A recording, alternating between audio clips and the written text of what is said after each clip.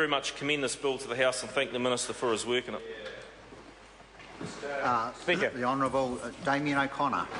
Mr Speaker, thank you very much for the opportunity to speak on this, and to be fair, I haven't had the opportunity to study in detail what is a very substantive piece of legislation, and I acknowledge the Minister because it is a very substantive piece of government responsibility that we are talking about here, and I would like to acknowledge the families of the Pike River miners who have battled for ever since, of course, that terrible tragedy, to get some good to come from that terrible set of circumstances, and an outcome that was almost unbelievable to anyone who reads through the Royal Commission report.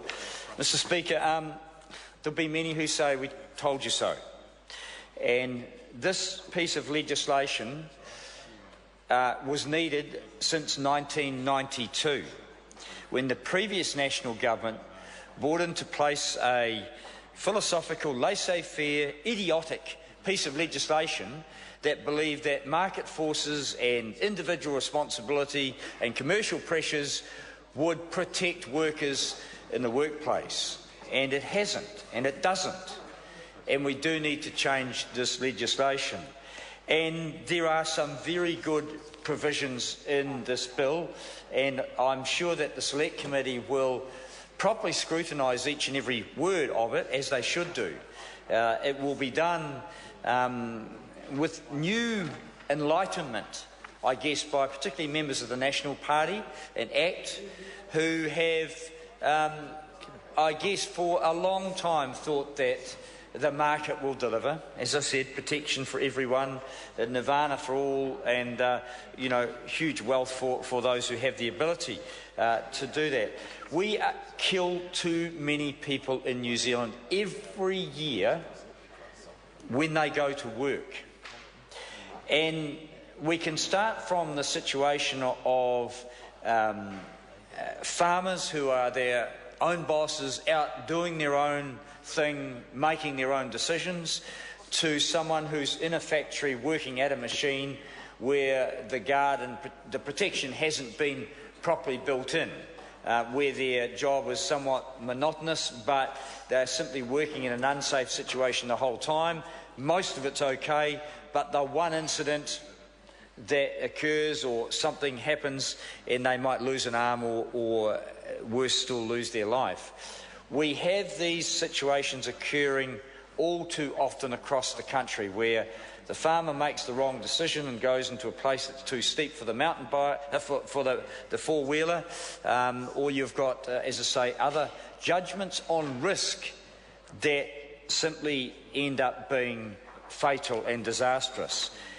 There'll always be judgment made by individuals in any activity. And so I don't think we can kid ourselves that everything can be regulated to be safe.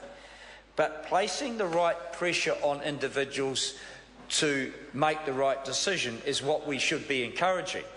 Firstly, ensuring that at a workplace they are allowed the time to stop and think and make the right decision is really important. And the one thing occurring across all of industry today in New Zealand is that people are under more pressure.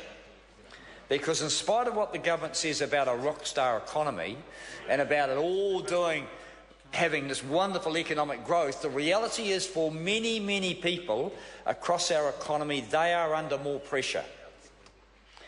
The dairy farmers in the agricultural sector might be doing okay, but dare I say it, their poor workers aren't under much less pressure, even though the payout's gone up. So with pressure comes stress, and sometimes with stress comes inappropriate decision-making. And that is what we are trying to prevent here. So it doesn't matter how good WorkSafe New Zealand is, it doesn't matter what regulations we put in place, if we don't have a culture and an environment that encourages people to stop and think and make the right decision. About the cabinet manual? To be, not the cabinet manual, I don't think they stop and think about that too much. Perhaps they should.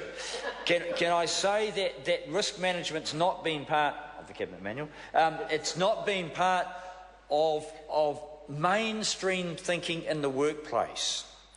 If we have regulations that remove the individual's responsibility and the opportunity, that's not good either. So I don't think we in any way believe or think that we can regulate our way to safety, but we must put in place, and we hope that this bill, when passed, with no doubt the necessary amendments, will enable people to work in places where their input, their judgment is valued, and they have the opportunity to stop and think and make the right decisions around health and safety.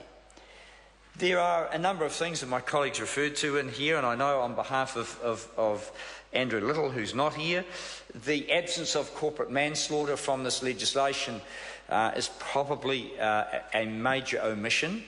There are bigger fines on corporates, and there's other responsibilities that I'm just trying to get the right words here, Mr. Speaker, that directors and officers must exercise due diligence, which is, it's a bit better than oversight, but no guarantee.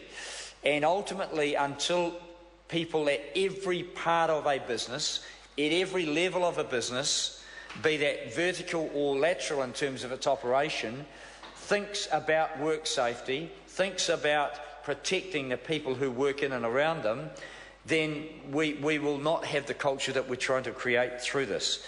I acknowledge that the Minister's trying to do the right thing, but he's in a straitjacket of ideological right-wing thinking that thinks that, the market forces and that will ultimately protect it. I hope the Select Committee, as I say, extends and challenges some of the assumptions made in here. There's a definition of workers, which might be better, which may not be.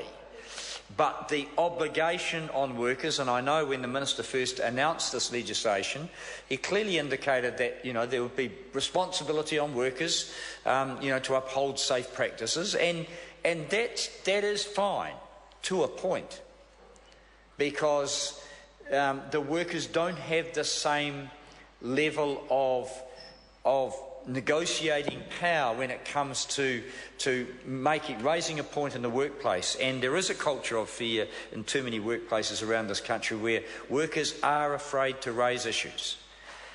The Pike River tragedy identifies what human nature can do if allowed to, and that is where bonuses or incentives are placed in the workplace, people will cut corners and ignore warnings and do things that should never occur to create unsafe situations. So we're not saying that we should remove bonuses, but wherever they will exist, there must be proper safeguards to ensure that those bonuses are not earned through the shortcuts that can occur and do occur every day up and down this country, resulting in a workplace safety record that is absolutely outrageous. Mr. Speaker, I go to another point here, that definitions of notifiable injury or illnesses, notifiable being the point here, that in the government's previous philosophical determination to privatise ACC, and I don't believe for a moment they've shifted off that, and if they get voted back in, God help us, at the next election, they will move down that path of privatisation. Mr. Speaker, the notifiable part of this really important, because people will not notify if they think that their private insurance premiums are going to go up.